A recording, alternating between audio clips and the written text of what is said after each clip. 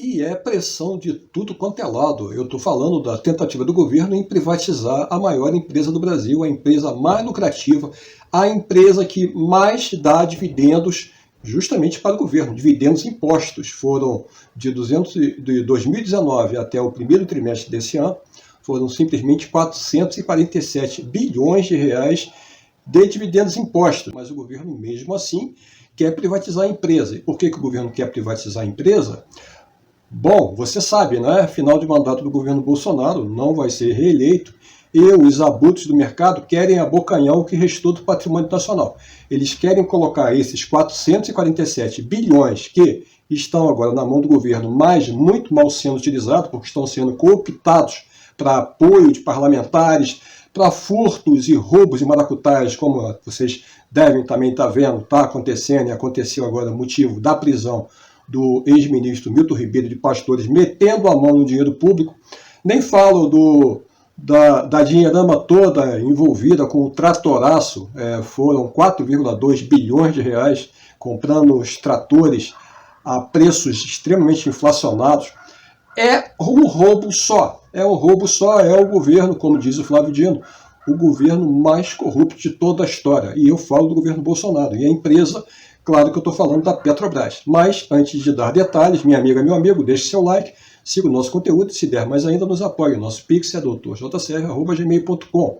É um ataque organizado, então, do governo contra a empresa. E eu digo o governo, eu estou falando do Bolsonaro e do seu staff, eu estou falando também do Senado, na figura do seu presidente, fazendo dobradinha, então, também com o deputado Lira, num verdadeiro show para enganar a sociedade brasileira, a opinião pública, que a Petrobras é a inimiga do Brasil. Na verdade, a instituição da tal da PPI, Política de Paridade Internacional de Preço, foi instituída a mando do Pedro Parente em 2017, no governo golpista do Michel Temer, e simplesmente o Bolsonaro continuou isso. E agora eles querem culpar a empresa. Mas como assim não é culpa da empresa? Não, não é culpa da empresa. A empresa segue as ordens do governo. O governo disse: assalta ao povo brasileiro, tira tudo que eles têm, derruba a economia, ferra com a vida de todo mundo, deixa desempregados os caminhoneiros independentes, deixa as famílias morrerem queimadas usando álcool. Foi isso que o governo disse, e a Petrobras obedeceu. Por quê? Mas por que a Petrobras obedeceu? Porque o governo é o acionista majoritário. É ele que indica o presidente da empresa, é ele que indica a maioria do conselho de administração, que são aquelas pessoas que comandam a companhia. Então, para você entender que os reais vilões dessa verdadeira história de furto contra você, contra toda a nação brasileira, é justamente o governo Bolsonaro, que o tal do Lira agora defende. O Lira agora diz que a empresa tem que cumprir a função social. Engraçado, né? Faltam agora 100 dias para as eleições e ele lembra disso. Por que ele não lembrou disso em 2019? Ele, o Centrão, não lembrou? Não lembraram disso em 2019 para cá. Deixaram o combustível simplesmente chegar agora entre 8 e 10 reais, eu falo da gasolina, e o gás a 160, mas agora ele lembra disso. E contra esse verdadeiro, mais uma vez, tentativa de furto do que resta ainda do patrimônio público brasileiro, nós temos na revista Fora que vocês estão vendo. Petroleiros, FUP, realizam um ato contra o novo presidente da Petrobras, escolhido por Bolsonaro. FUP aponta que Caio Paz de Andrade não cumpre os requisitos necessários para assumir o posto. A coisa é tão descarada que o governo está querendo agora, por uma medida provisória, mudar a lei das estatais.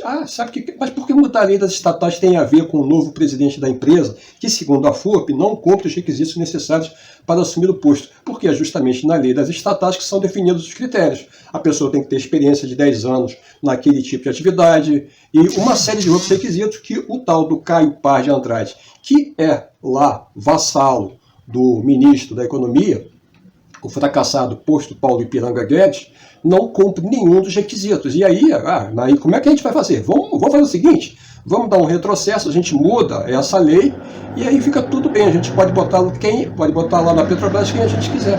É justamente isso que eles estão tentando fazer agora. E é essa a denúncia, então, da Federação Única de Petroleiros. Esse é um governo realmente de sem vergonha e descarado, né?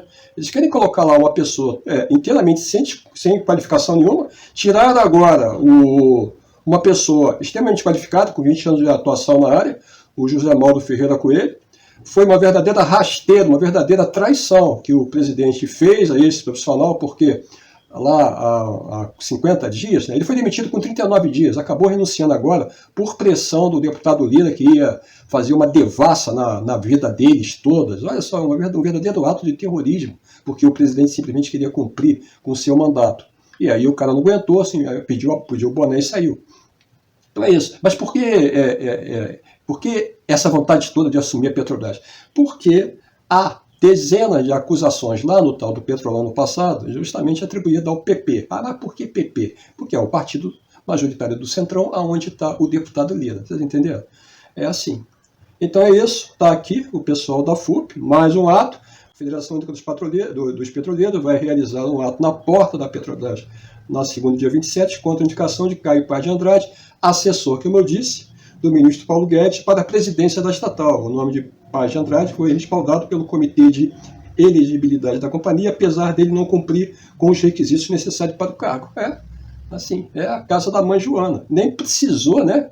Nem precisou eles mudarem, na verdade, a tal da lei das estatais, porque a própria empresa resolveu abandonar as suas próprias políticas. Agora, isso, na realidade, também, com toda certeza, abre também, como é uma empresa pública, a possibilidade dos partidos simplesmente ingressarem no STF e derrubarem o presidente, porque a Petrobras claramente está sendo aparelhada nessa para colocar alguém lá que não tem qualificação nenhuma.